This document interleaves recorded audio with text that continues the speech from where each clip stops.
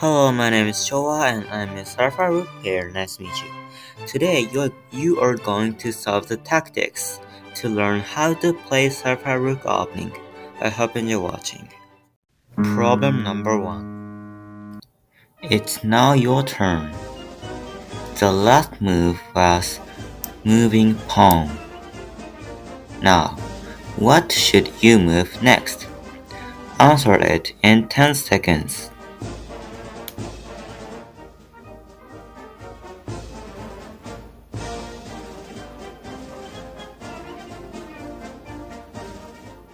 Answer and explanation.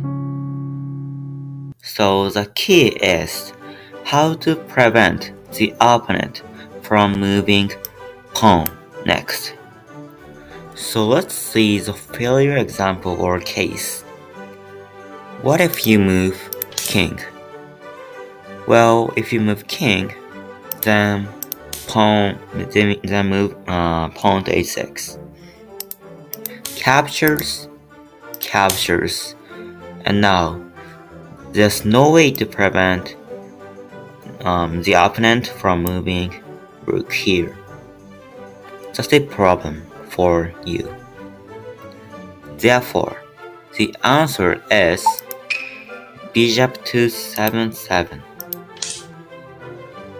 So he could not move pawn to h6 next, because you can just take this.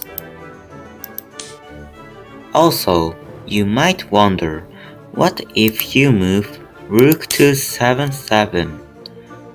Actually, this move is not bad.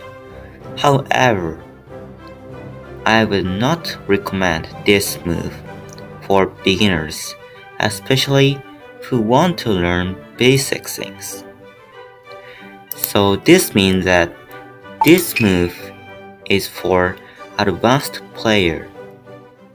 Problem number 2. Now, it's your turn. The last move was moving pawn. Now, what would you move next? Answer it in 10 seconds.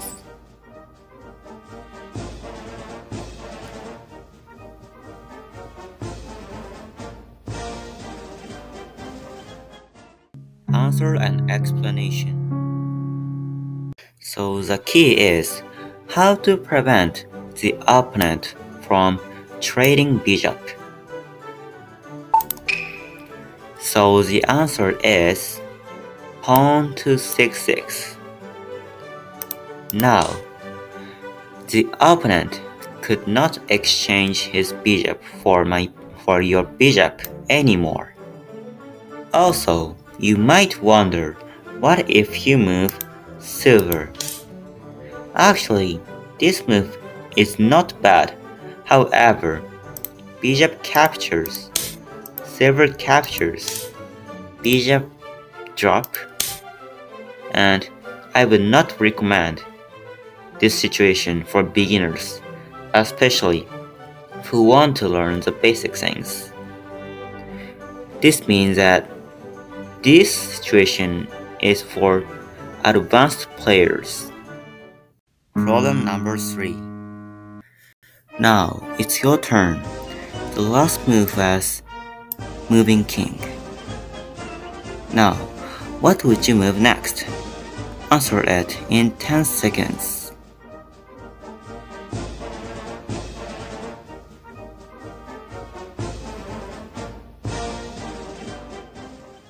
Answer and explanation. By the way, did you remember what are the tips for opening? It is: first, move your rook, second, castle your king, and third, move left pieces for attack. To follow this rule, the next step is move your king or castle your king, which is king to 4-8. It doesn't mean that other moves are bad or something, but move your king is the most basic one.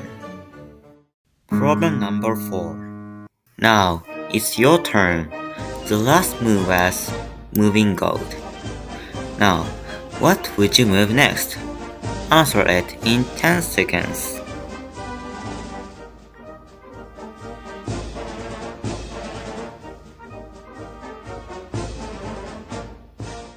Answer and explanation. So the key is, what is the best castle? Therefore, the answer is moving silver. But you might also wonder, what if you move once and castle your king to the Anaguma castle? Well, this is also a good idea, but Anaguma castle takes a lot of steps, while Mino castle doesn't require a lot of steps. That's why I would recommend Mino castle. But it doesn't mean that Anaguma castle is bad, so you have a choice between these two. Problem number 5. Now, it's your turn. The last move was moving pawn. What would you move next? Answer it in 10 seconds.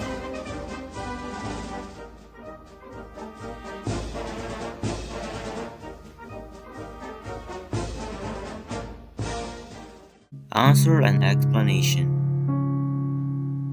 So the key is h, and the answer is pawn to 1-6.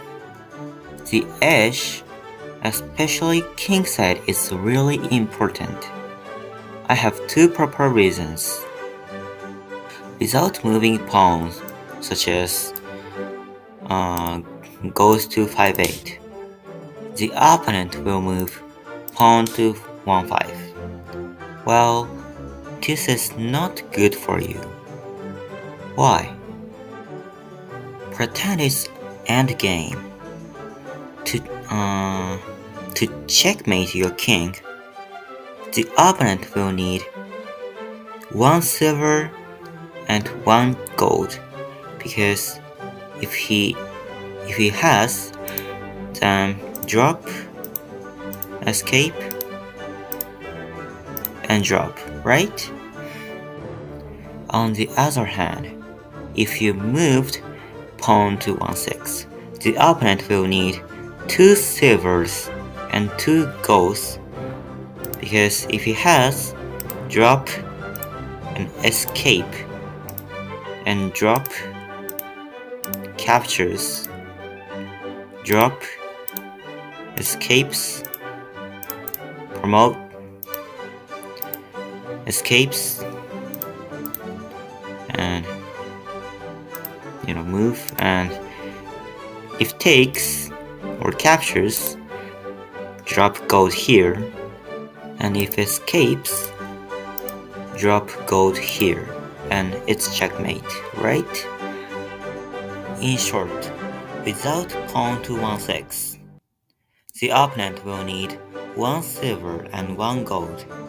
On the other hand, if moved pawn to 1-6, the opponent will need 2 silvers and 2 gold. It's very different, right? Another reason is that without moving pawn to 1-6, now the opponent has a lot of room, right? That's why if the opponent moved pawn to 1-4, you should move pawn to 1-6. Does it make sense? In summary, I want you to remember 3 steps, or maybe 4 steps. First, move your rook, and second, castle your king. And while you're castling, remember to move king size edge pawn, because it is important. And third, move left pieces or develop your castles. Alright, that's it for today. If you got them all correct, this means that you know at least basic level of 3rd-file Rook opening. If you didn't, that's okay. Maybe try resolving these programs if you want. If you like this video, please subscribe and share it with your friends. Thanks for watching and see you again.